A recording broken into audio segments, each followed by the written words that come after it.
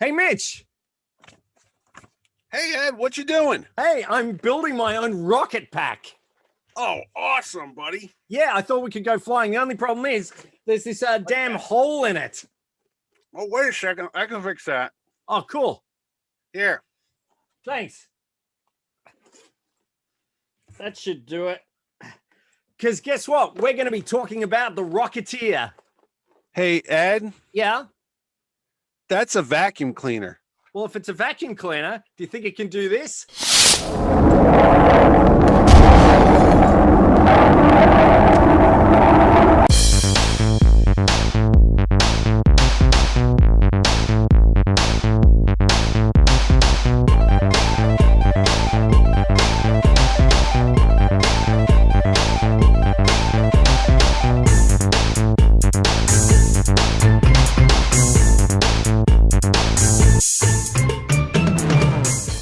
Hi, this is Ed Dollister.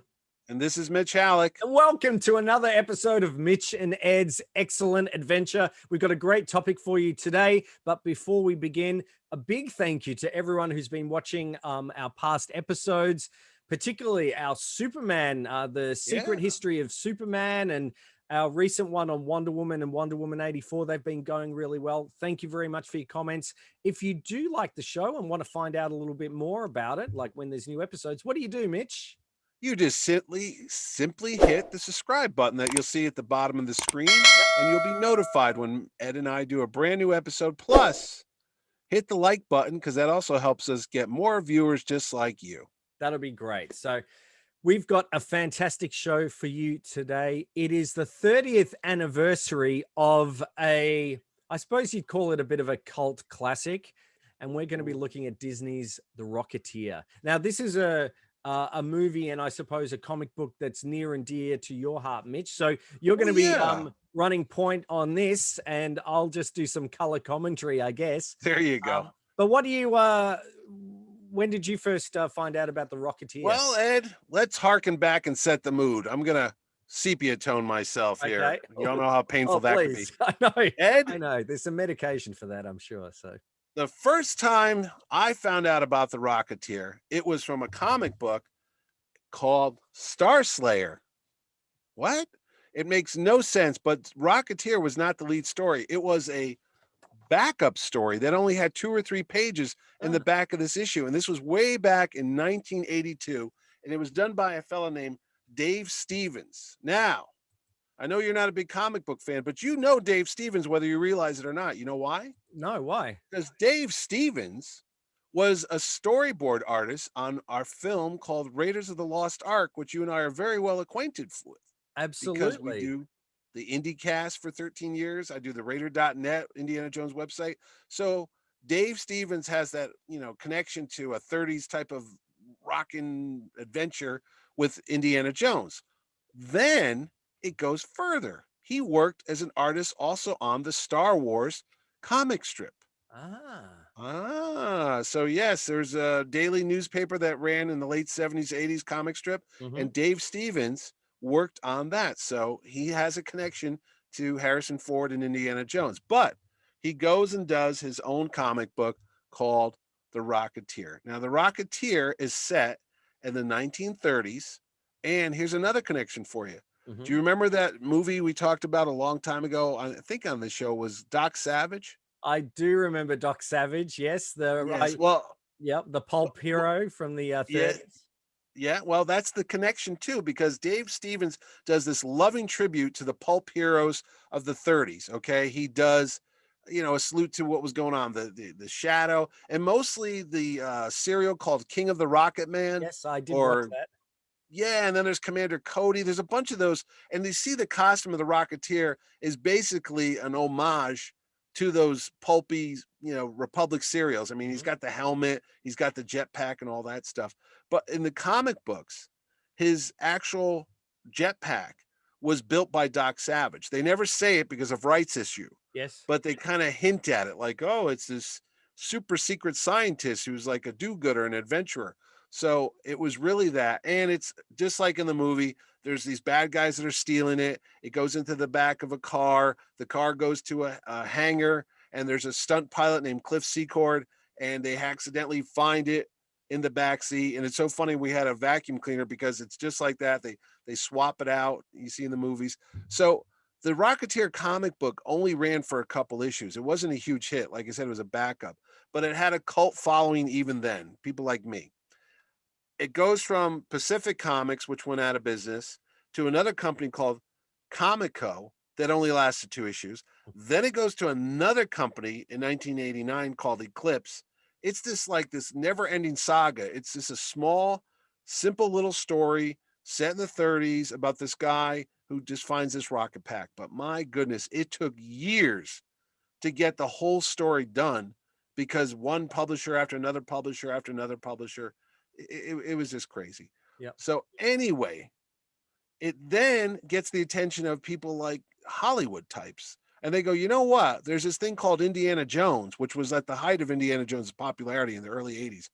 Why don't we do this? And then Disney comes calling. Mm-hmm. And they go, hey, we want to do a movie about the Rocketeer. Oh, that's great. So they hire these two guys named Danny Bilson and Paul DeMeo. And if that sounds familiar, it's because of a Flash TV show that Yes. ran with John Wesley Shipp. They were the writers on that show, but they were also the people that were writing the script. So what's the first thing Disney does when they get the Rocketeer? Mike Eisner doesn't like the helmet. So he says, get rid of the helmet, which is an iconic look for the Rocketeer. It's that Art Deco with the fin on it. Yes. He puts a space helmet on him. So it automatically starts to look like, well, this isn't what I want. Yes. So now you got this big fight between Dave Stevens, Mike Eisner, and the story just languishes for years. And they go, well, superhero movies aren't doing so well. It's the mid 80s right now. So up to that point, really, the only superhero movies were Superman. It would have been probably Superman around that time. 83 was Superman 3. Yeah. Superman 4, A Quest for Peace came out in 1987. And then, of course, we had Batman 89. Prior to the release of Rocketeer, really the only big comic book movie would have been Dick Tracy, which was through Touchstone Pictures, but that was Correctamundo. That's a Disney subsidiary. Correctamundo. And you just hit the nail on the head. You said Batman. Batman 89 comes out. And suddenly they go, hey, let's go back to that comic book stuff we had. What do we got in the pipe there? Oh, we have this Rocketeer thing. And Disney says this, which is hysterical because they don't do any merchandising really for this. Oh, the Rocketeer, it's toyetic. Yeah. Which is a term, if you're familiar with Star Wars, that's what they use for Star Wars because they said it's toyetic, meaning all the characters, all the aliens will make a bunch of toys and they'll have a bunch of kids wanting to buy them every Christmas and birthday party. So they thought the Rocketeer was going to be toyetic. It doesn't really happen because I'll talk about that later when the merchandise, I don't know where that went wrong. So anyway, Disney goes and makes the movies. First thing they need to do is they hire a director, and there's a movie called Honey, I Shrunk the Kids. And again, here's another Raiders Lost Ark connection because Joe Johnston, who was the visual fella on Raiders Lost Ark, The Empire Strikes Back, all the Lucasfilm stuff, he comes on just fresh off of Honey, I Shrunk the Kids. He's working on the Rocketeer. He brings Ken Ralston with him, and that's another name if you're familiar with Indiana Jones. Absolutely. He's the special effects fella for that with all the gunfire and the explosions and the miniatures and all that. He comes on there. Well, now, Ed, you'll never guess who Disney wants to play the Rocketeer.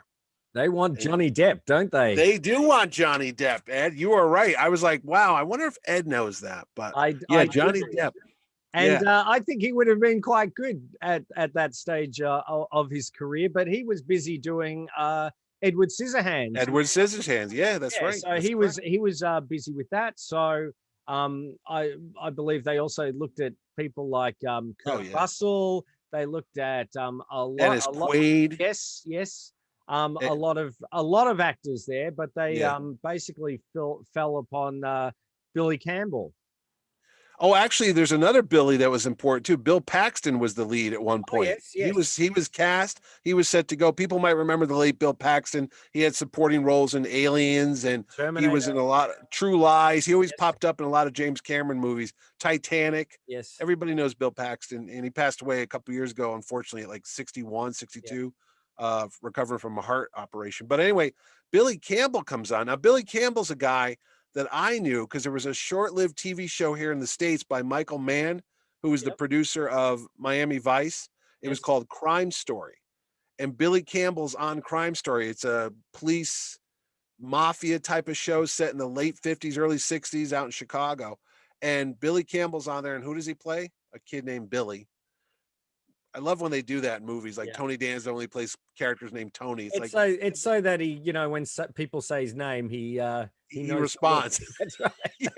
So anyway, Billy Campbell's picked to play the Rocketeer, which is cool because Dave Stevens, the fellow that made the Rocketeer comic, liked Billy Campbell because he looked like Cliff Secord did in the comics. So it's like, hey, there you go.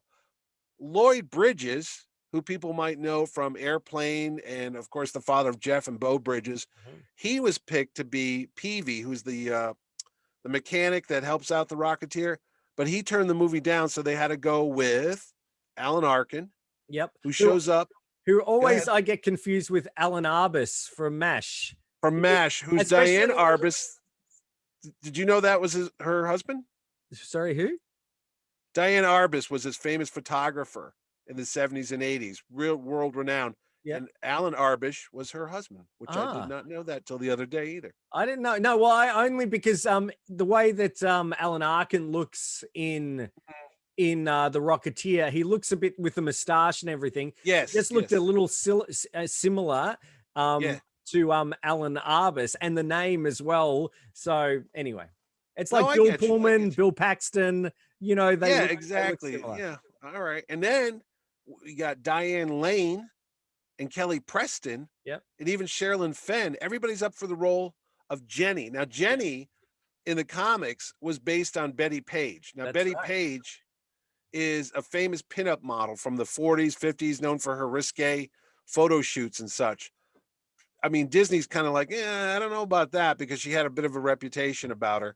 So they're like, can we tone that down a little bit? So what they do is they get Jennifer Connelly, the lovely Jennifer Connelly, who's fresh off of films like Labyrinth, Yeah. Career Opportunities, Once Upon a Time in America. She gets the part. So she's now part of the cast. And they changed the name from Betty, which it was in the comics, to Jenny. Mm. So again, maybe because they wanted her to react when they called her name on screen. That's Hey, right. Jen. And instead of being a model, as the Betty Page character, she becomes like a Hollywood extra. Yes. I can't stand the backup, man. There we go. My special effects team, I fired them all last week. Budget cuts, you know how it is. Yeah. Anyway, so then we go down the list. We got Paul Sorvino from Goodfellas and a bunch of movies. What's funny is they didn't want him. They went to Joe Pesci, Mhm. who was also in Goodfellas, and Pesci turns the role down. So when you start to see the Rocketeer and the people that could have been in the movie, it kind of makes it a little bit different. Yep. But one person that they hit the nail on the head, and he never gives a bad performance, is Timothy Dalton as the bad guy, Neville Sinclair. And I think that's probably my favorite aspect of the film. He's playing essentially Errol Flynn, Yes. the third highest grossing matinee movie star in Hollywood. And he's alluded to, now spoilers, obviously, he's the villain of the piece. He's a Nazi spy. And there was a biography of Errol Flynn that came out in the early 80s that alluded that Errol Flynn was actually a Nazi sympathizer. That's what I'm trying to say. However, it was totally false. It was not, they were just using it to sell the book. Yes. None of that panned out. It Totally wasn't true at false. all. He was not a Nazi at all. He's No. a Tasmanian. He's a fellow Australian, is he not? Guess he and I were born in Hobart, the same place. In fact, I was born not too far from where he was born, just down the street. So there you go. And it even gets closer. You were both born from females. Yes, that's right. That's right. So it's amazing how that works. But anyway, just like when I always tell you somebody lives right down the street, it happens in Australia as well. You and Errol Flynn were born literally like that's decades Harold apart, Jack, but nearby. Oh my And gosh, yes. And unlike Errol Flynn, you are secretly a Nazi spy. Now go back. Oh, Not. no. We'll cut that out. So anyway, you go down the list. You got Terry Quinn. Now you're a big fan of Lost. Lost and Hawaii Five O, There you go. and Terry Quinn is fantastic as Howard Hughes. Howard And Hughes. again, Yeah. that's again in the film, or I suppose in the comic, it was going to be Doc Savage, but Yes. they Right. decided to, obviously with rights issues and things like that, they decided to change it to Howard Hughes, and he gives a fantastic performance. Oh, And I he's like how they great. weave. And again, it's a little bit like the Young Indiana Jones Chronicles. You know how they weave in Mhm, historical figures mhm. to that story, and I think they've done a really good job with him as Howard Hughes. He's a dead ringer for him, I think. Yeah, and if you're a fan of Deep Space Nine, which I'm just gonna say hasn't premiered yet. It's just about to premiere. Yeah. I think Deep Space Nine is 92 or so. Hasn't come out yet. If you watch the film, a lot of regulars that appear on Deep Space Nine, Quark's brother, not Nog's dad, I can't think of his name right now. Mhm. Max Gronick or something. He's the fella. He plays the guy who steals the the jetpack, the rocket pack. Yes, yes. He's in the movie. And then there's a big fella named Tiny Ron, who, if you watch Star Trek, he always was on there. Is like, I mean, the fellow was about 6'8". He was a big actor. He in the film they put makeup on him. Rick Baker, the famous Rick Baker of American Werewolf in London fame and Star Wars and a bunch of other makeup stuff. He comes and what they do is they put a prosthetic on this actor and they make him look like they call him Lothar in the Yeah. film, but he was almost an homage to this other actor who was in the 40s who really looked like that. He was another big horror type of actor, and the name escapes me, but we're going to put it down there on the bottom. So there's a lot of nods to not only the serials, but of old Hollywood too. That's a big part of the Rocketeer. Like you mentioned, Neville Sinclair is basically Errol Flynn, You and get to see W.C. Fields you and get to Clark see W.C. Gable Fields. at the Yeah. South Seas Club, which is great. There's a lot of links to what just to The Shadow, which came out 3 Yes, years which is later. It's very yeah. similar, and we'll talk about The Shadow in another episode. Well, you know what's so funny? You mentioned that, and I talked about how the comic book took years to come out. Mhm. Eventually, Cliff Secord goes to New York, where he's on the trail. He's trying to find Jenny. Jenny in the comic books, Jenny leaves him after the first adventure with the rocket pack. Mhm. He gets the rocket pack, and she just dumps him. She just moves on, and he doesn't know what's happening. She leaves him a note, and she's going off to New York with his photographer. So he goes to New York, and then he becomes involved in a whole magician and a murder mystery type of thing. And who does he bump into in New York but the Shadow himself? So in the comics, he meets Lamont the Shadow. Cranston. So again, oh, it's fantastic because, like I said, yeah, Doc Savage, you had the Shadow. Eventually, I wouldn't be surprised if he was going to meet like Tarzan or other, 30s and 40s John type of Carter, folks. who knows? He could have done John Carter. That would have been something. So Yeah. anyway, the movie goes on, and the other thing is they mentioned this in the adaptation, which is done by Peter David, and it's actually in the comic book. I have Mhm. the Rocketeer comic book here. So have you been down to Disney in Florida where they have MGM Studios? Yes. And there's a replica of the Grauman Chinese Theater. Yes. They use that to film some of the Rocketeer because Ah, in the film, when he takes off to go get Jenny, who's been captured by Neville Sinclair in the film, spoiler yes. alert, he flies over Los Angeles. Well, in the story and in the comic, I could even send you a page of it. He flies over a premiere of a film that's going on, and I think it's maybe a Betty Grable film or Betty Mhm. Davis film. I can't remember off the top of my head. There's a sequence there where a guy falls from the sky or he drops him, and it lands right on the premiere, and they're doing the famous footprint and hands Yes. in cement, and the Rocketeer lands with this bad guy, and he lands right in some wet cement. When I think it's Clark Gable. Who's the woman that Clark Gable was married to? She's a Uh, famous actress. not I think she died in a not Vivian Lombard, Carol Carol Lombard. Lombard. Yes. I think it's Carol Lombard. I got to look at the book. It's been a while. So the Rocketeer lands in wet cement, and he takes off, and his footprints are there. And then they just write the Rocketeer because he's become like this local Yeah. phenomenon when he disappeared, and everyone's talking about the Rocketeer, the Rocketeer. And so he flies off to save Jenny. And if you go and watch the movie, she works as an extra. In the comic, she's a photographer's model, Mhm. Betty Page, Jenny. in the movie, she's an extra. She's a Yep. wannabe actress, and she's on a set of what looks like Errol Flynn's Robin Hood. They Yes. recreated that exactly to look like the film back in the 30s, the sets they used for That's Robin right. Hood. With the ending with Basil Rathbone, I think it was. Yes, when they're going up the stairs and he's having that sword fight with them. Yeah, that Same was angle, same great. everything. That's great. Yeah. In the comics, they have Cliff walking through the backlots of 1938, 1939 Hollywood. He also walks through the set of The Wizard of Oz. He walks through the set of Gone with the Wind. Yes. All these major films that are being made in Hollywood right at that time. And there's the Cliff Secord just kind of Yeah. wandering through it. It's really a cool scene. I don't know if Disney couldn't get the rights to all that, but again, some backstory would have been cool to watch amongst, there's Yeah, Clark Gable, there's Judy Garland. It would have been fun. it would have So, been. long story short, he goes and saves Jenny. And the film has a great sequence at the end with a giant Zeppelin, a Nazi Yep. Zeppelin. At the Paul Griffith Sorvino, Griffith Observatory. different observatories Yeah. used. Yeah, that's a real place too. Yeah. It's just a very cool, sweet movie. And then we can talk about what went wrong, Ed, because I will, but I watched it again. It's on Disney Plus, and if you haven't yeah, had a chance to watch it, do. It's great transfer. The sound's great. Um, the score by James Horner. James Horner is That's amazing. oh, Yeah. it's a wonderful score. It is reminiscent of Star Trek 2.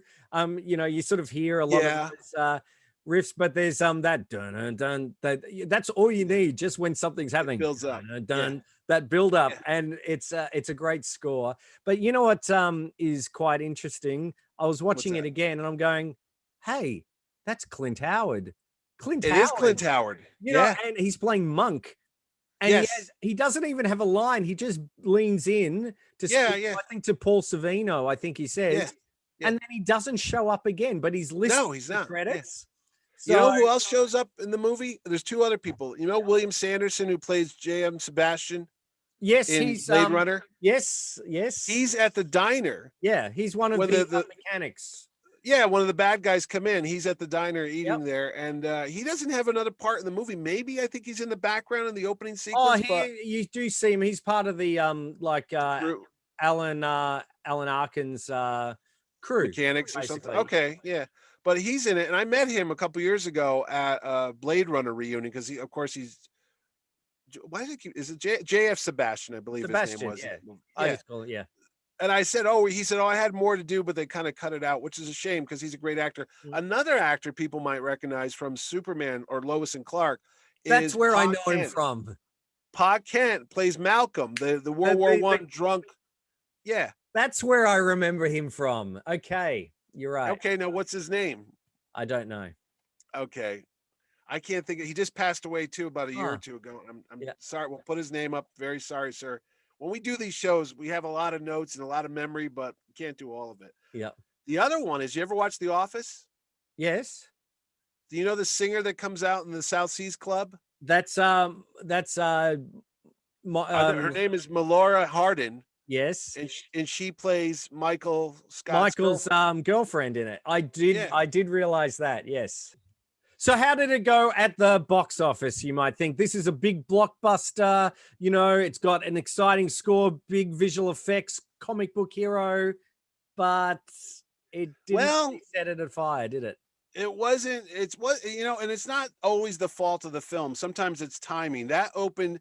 I think The Lion King might have opened that week too, or maybe I'm missing. No, a Lion King was 92, but I'm thinking of The Shadow that had a deal with that. That You was had- no, that was 94. Yeah, maybe that was the Shadow was 94, but I do know that it opened, I think was it around the same week of Robin Hood, Prince of Thieves, which was Mhm. another historical Yeah. action It movie. was sandwiched. There was a bunch of movies City that opened up. Slickers, City Slickers. Yeah. That was another Dying one. Young, I think was Dying Young. Yeah. So around. the other problem is, and I can tell you this for a fact. So it opens up against $9 million. Not a big thing. They had planned the first of a trilogy. They were going to have another adventure that took place during World War II. Like, he's missing, he's on an adventure and falls behind enemy lines.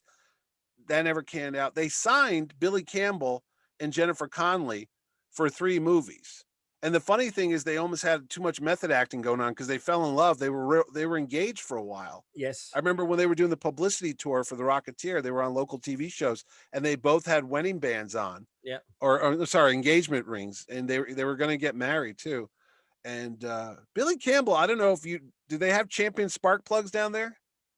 We've It's got them, but they don't advertise them on I was TV. gonna say the Rocketeer might not have done well, and Billy Campbell's a great actor, and he's been in a lot of other stuff. He's also the heir to the fortune of the Champion spark plugs. His family made Oh, those, so he's not really. I'm sure he's upset that the movie didn't do well, but he wasn't really working on that to make all the money. So sure. that's not a consent or concede, but it is. Yeah.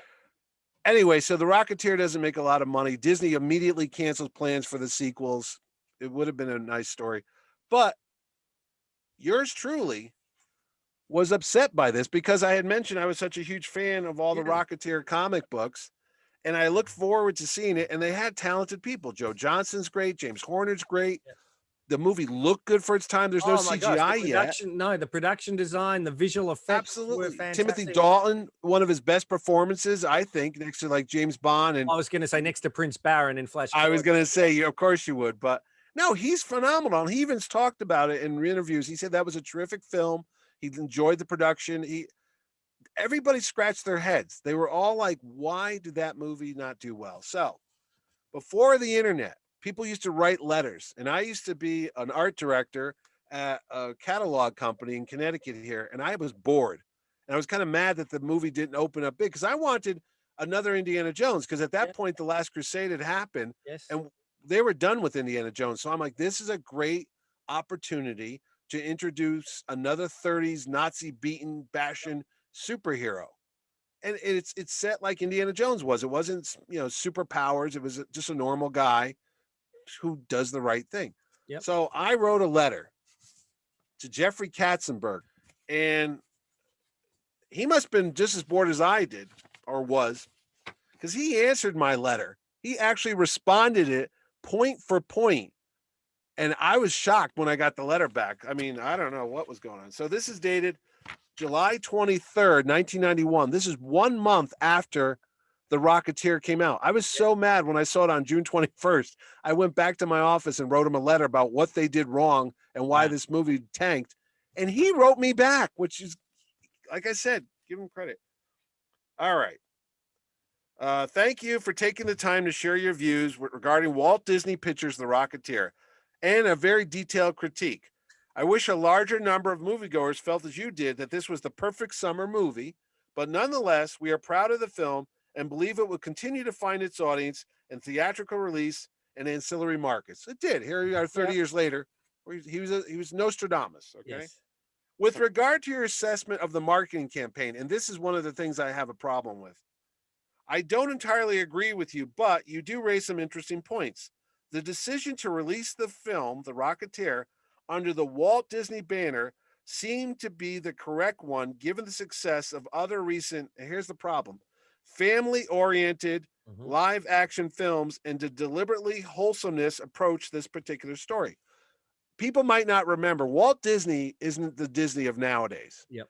Back then, they had another branch called Touchstone, which was their more adult films. I So think that did Dick Who Tracy Framed Roger Rabbit. was Dick Tracy one Dick too? Tracy was Touchstone as well. Yep. Right. Because Walt Disney Pictures at that time, when I even wrote to him, I said, all I remember is another movie celebrating an anniversary was things like Condor Man or The Cat from Outer Space or Yes. The Or Apple Dumpling Gang. When you saw the the name computer Walt wore tennis Disney, shoes. They were kiddie films. exactly. That's a problem because people my age at the time, I was almost 30, I think.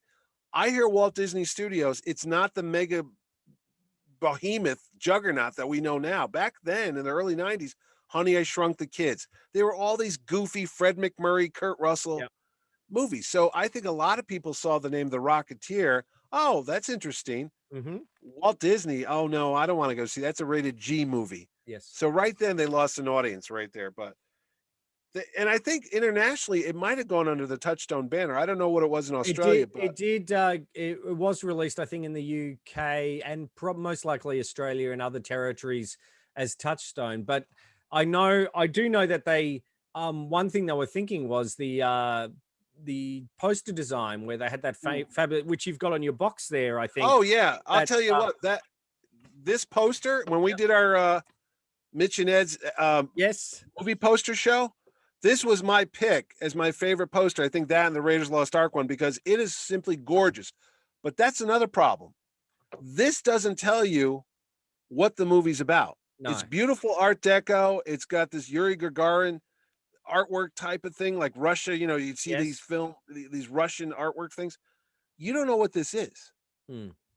Yeah, but what's the Rocketeer? Is it the Rockettes? Is it about a guy who dances? Is that a It's a it's robot? it's a hood ornament. Who knows? It's a hood ornament. It doesn't help. I mean, beautiful artwork, terrible movie marketing. So to go on here, Mr. Katzenberg says to me, the Disney name has regained much of its magic in recent years, and only by releasing exceptional entertainment under that banner can we hope to remove any lingering hesitations that these films are for moviegoers of all ages. See, back then people still thought it was a kiddie movie. Yep. As you pointed out, films like Honey, I Shrunk the Kids and Dick Tracy have served to further the cause. Dick Tracy was not a hit. It was look, it It wasn't a was flop. moderate. It wasn't a flop, but it did okay. It wasn't Batman. That's what they No. were hoping for. They were hoping Yes. for it because they had Madonna in it, That Al Pacino, Danny Elfman score. James Caan was in it. It was a There was pretty. I mean, I think we should do a show. We on could do a Dick Tracy show, but Yeah. yeah, I mean, it was a all right. Now here's the problem about casting. I mentioned Jennifer Connelly's gorgeous. I mentioned Billy Campbell's great, Yeah. and Timothy Dalton.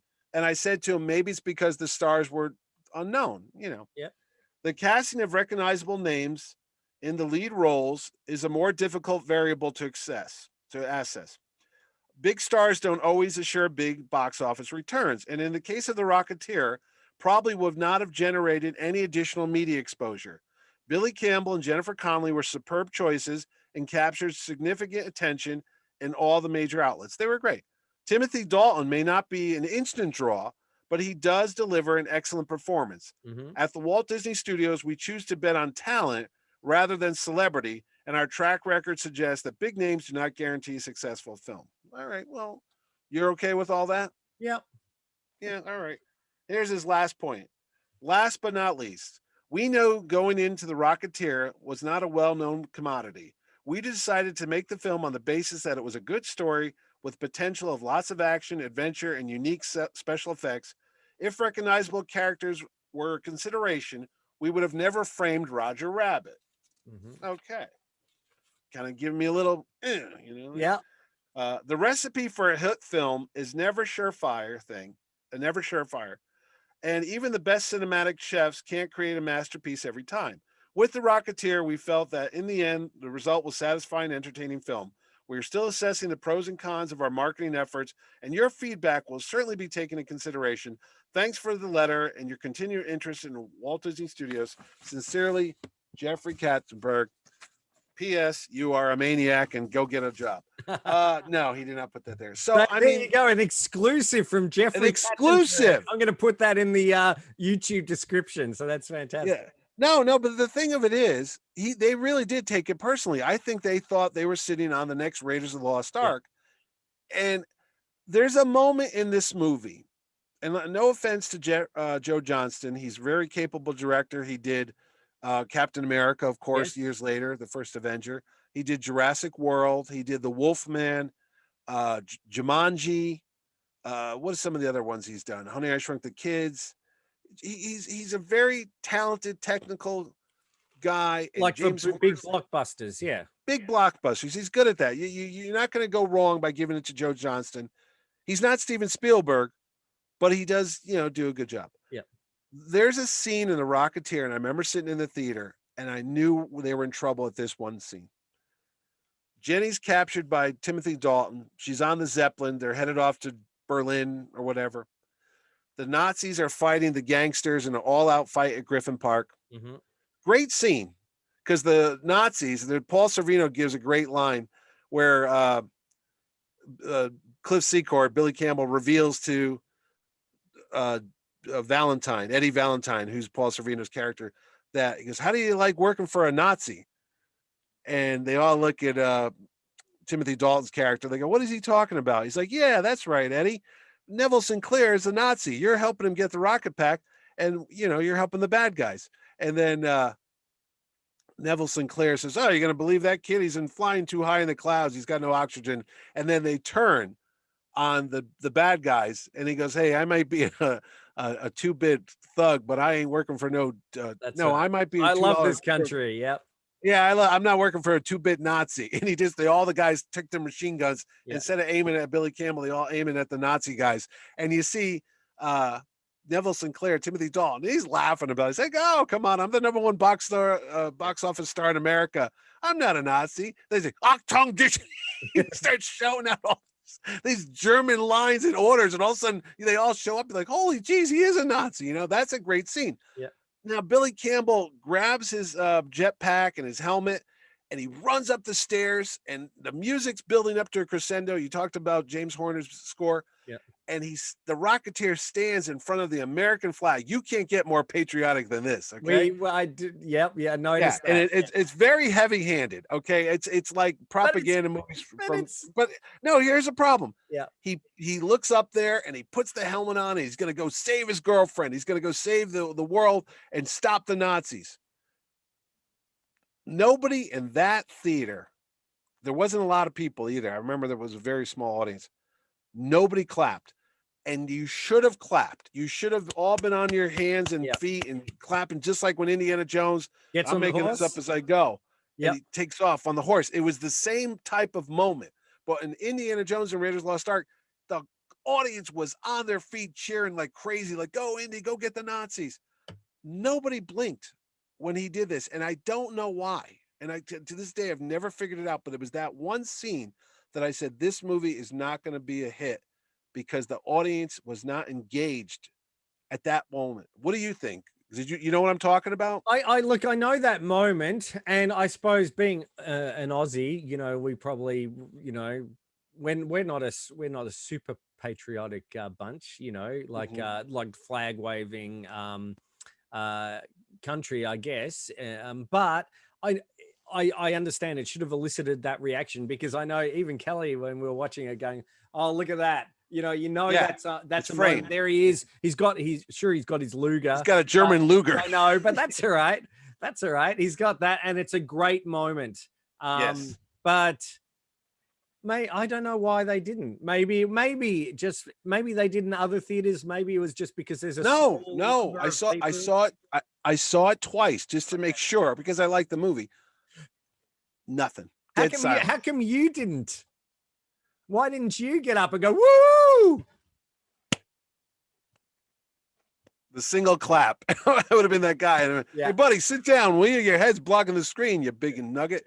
So, big pumpkin head. So that was a problem. I said that's going to be. And the other thing is, we talked about the movie poster. When it was released overseas, they went back in and they redid the artwork for it, because they knew that people had a problem. Like, what the hell is this movie about? They went back and added the characters and changed it to look more like a Raiders of the Lost Ark. There's another the logo is Raiders font.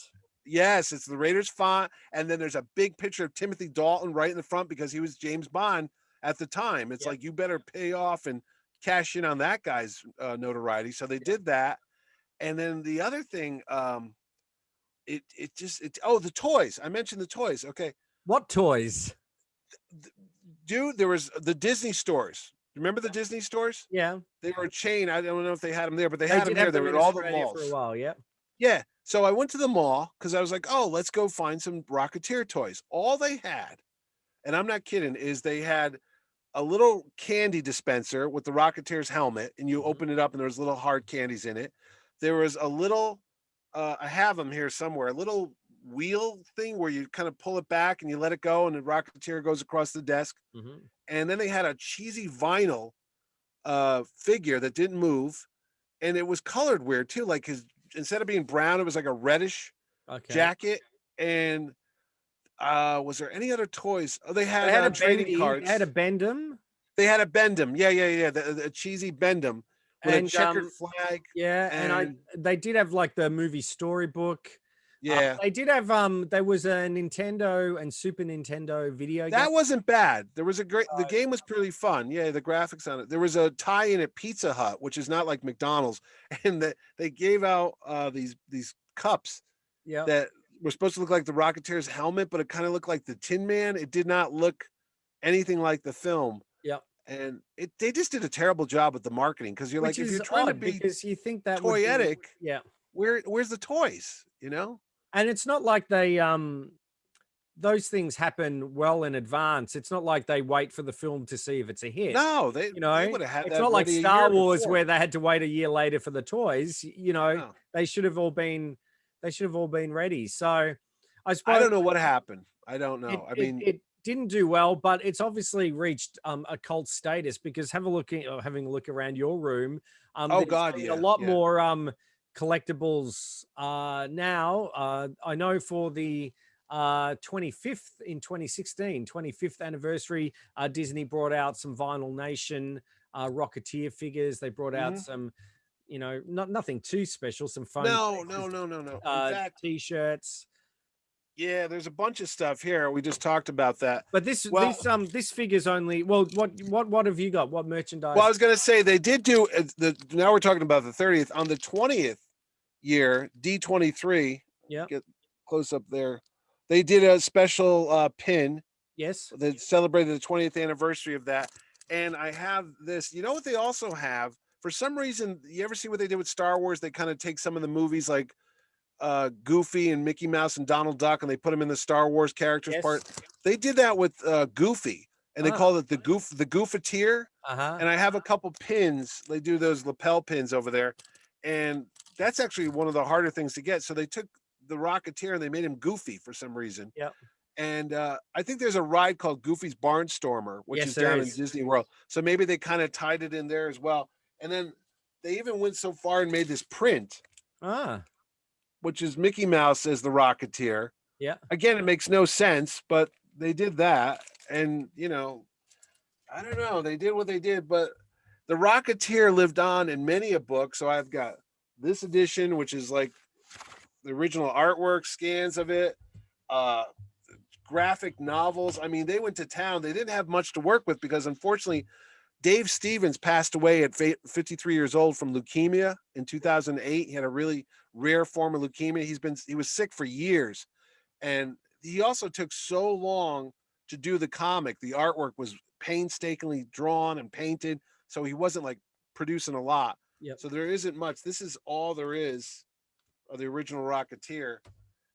But he was a brilliant artist. I mean, Dave Stevens, he was known for his covers. He did that pinup Yes. Vargas girl. You know what the Vargas girls are? They were like in the 40s on Yep. cigarettes. They were very voluptuous looking women. He was that style of cheesecake type of artist and such. So, and here's some more Dave Stevens. This is one of the books here. One of the big difference between the movie and the cartoon is in the comic, the jetpack only has one little fuselage, Ah, and in it's the got movie, two it's in got the two. two. Yeah, that's how you can tell when you're looking at merchandise what's based on the comic. But this is a real nice feature. It shows all Dave's backgrounds. He knew a lot about typography, so he had Yes. some Raiders Lost Ark type of fonts. And Yes. the Bulldog Cafe, which is the little bulldog restaurant they eat at, Yeah. there was a cookie jar that they released when the movie came out, which was shaped like the Bulldog restaurant. That's actually like $200-300 nowadays. And I mean, again, not a lot. There were some postcards that I have that came out, and who knows why they didn't do it. And I have all these statues around us too, because Well, we've got, they're a little bit more recent, aren't they? And they've just released well, yeah. the action figures. Yeah, this was released this year for the 30th anniversary. This was at Walgreens, which is a pharmacy here in the States. Yeah. And this was done by Gentle or Diamond Studios. Oh, There's yes. that one. Of course, we've got Funko Pops. I've got one of those around here. They Yes. redid that. Everybody gets a Funko Pop. Yeah. You know? Reaction, I think, did some Yep, of those yep. I've retro got that right style here. action Got figures. this little guy. Yeah. Yep. See, that's that. And Yeah, I they think do this on everybody, I think. Yeah, There's and a I think black there's and been- white version of this too. Oh, okay.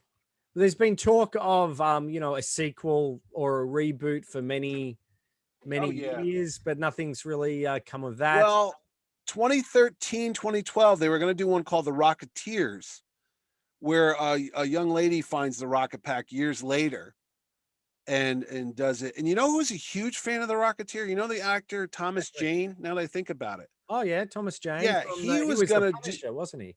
he was the Punisher. He was married to actress, I think Rosanna Arquette. I always get him He confused with Aaron Eckhart. They seem the They same. do look alike. Yeah, in the States here, he played Mickey Mantle in a movie.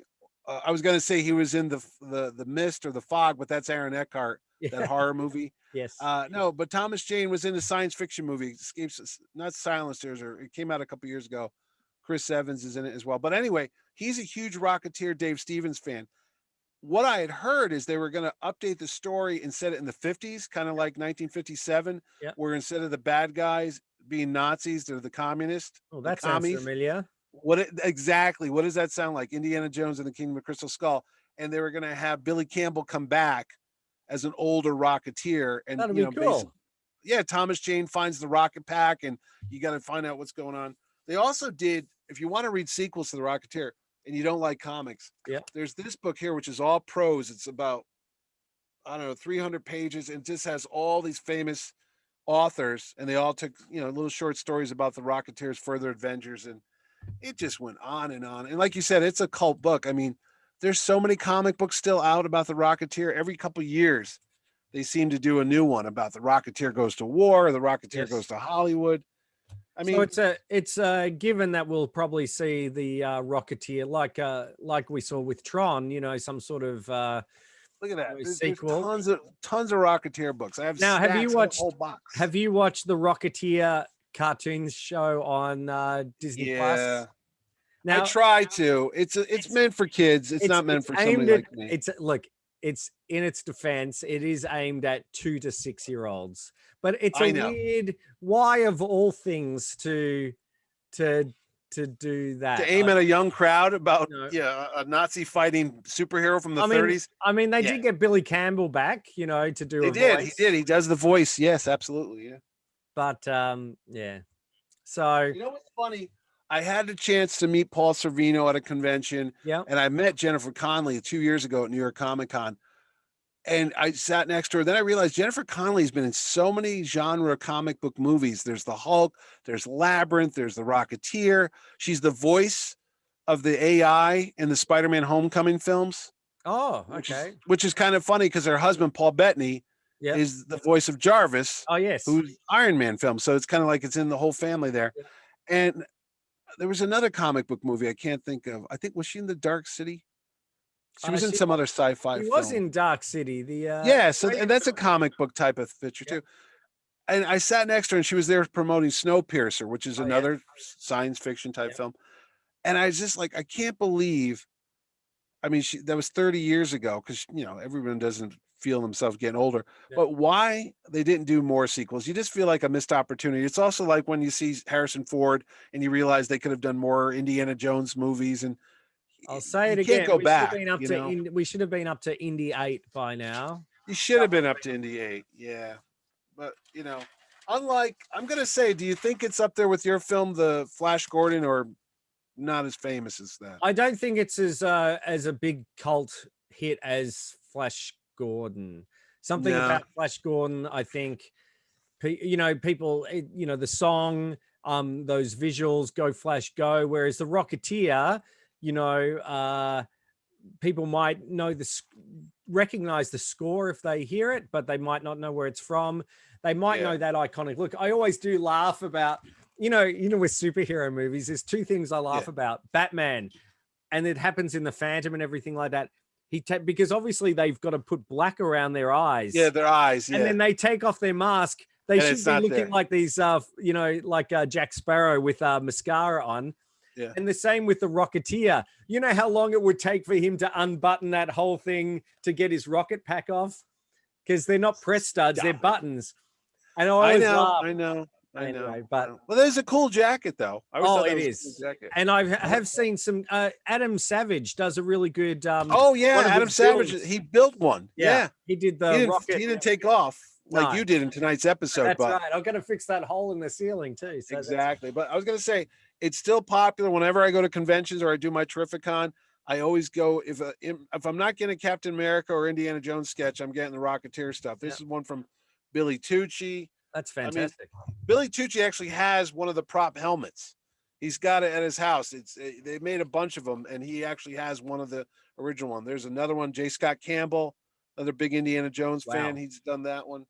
Yeah, I mean, anybody who likes Indiana Jones, most of the time they're all like, "Oh, I love the Rocketeer." I mean, it just never stops. They just keep doing it and doing it. I mean, and they're all the same. Yeah. And if you want to talk about maybe you don't need Billy Campbell and you could switch it up, and you got this one here. Somebody did a version where Jenny or Betty Page becomes the Rocketeer. So we have female Rocketeer. That's kind of a cool concept there, which is kind of like the Disney show. And again, here's just more. It just won't die. It's just a fun movie. And you know, like you said, it's on Disney Plus now. They re-released it on Blu-ray a couple years ago, like a nice transfer of the film. There's just not a lot out there. There's nothing. There's no toys. There's other than a couple statues, which are really great. There was a Hot Toys that came out. Of course, all Hot Toys are a fortune. I don't own that, but it was like $300 or $400. Yep. That's well done. And I had this one here that before the show, his leg broke. Any idea how I could fix that, Ed? I reckon some Beemans, maybe. Do you have any chewing gum? Do that. Let's see. This is like toy polloi. We can get into toy restoration. Oh, look at that, Ed. You're right. I've just fixed the Rocketeer using gum. Who knew it can fix rocket packs and it can fix action figures? So. Alan Arkin was right. Arkin was right. Yeah. So that's our look back at the Rocketeer. Do yourself a favor if you haven't seen it already. Watch it on Disney Plus. It is a great fun movie. Get some popcorn and some soda, and I think you're in for a treat if you haven't seen it before. It holds up really well today. Visual effects, production-wise, it's not a dated film in any way. It's a bit slower, like some older films are, but it's great. And what better way to celebrate its 30th anniversary? If you like us talking about the Rocketeer, you might like some of our other shows, looking back at Raiders of the Lost Ark. We talk about movie posters. We talk about that. That's another one. We talk about the Rocketeer. You can check those out. Remember, what's that way to subscribe? Just simply click the button on the bottom of the screen and you'll know when we do another show, because just talking about it tonight, we talked about The Shadow, Phantom, many other movies we haven't got to yet, but we will. And I keep thinking we got to do a Miami Vice. Definitely so. Really? Okay. Yeah, that's cool. Okay. You can. I saw Tubbs and Crockett. Gonna be. All right. Let's get the music ready. Damn it! I know. That's right. It's Jan Hammer, wasn't it? I think. Yes, it was. It was Zimmer. Hans Zimmer. Oh no, it's Jan Hammer. It wasn't Zimmer? No, Jan Hammer. You sounded like you're saying German. Yes, give me the hammer. Oh, I am a Nazi spy. Anyway. All right. This has been Ed Dollister. This is Mitch Halleck. And thanks for watching Mitch and Ed's Excellent Adventure. We'll see you next time.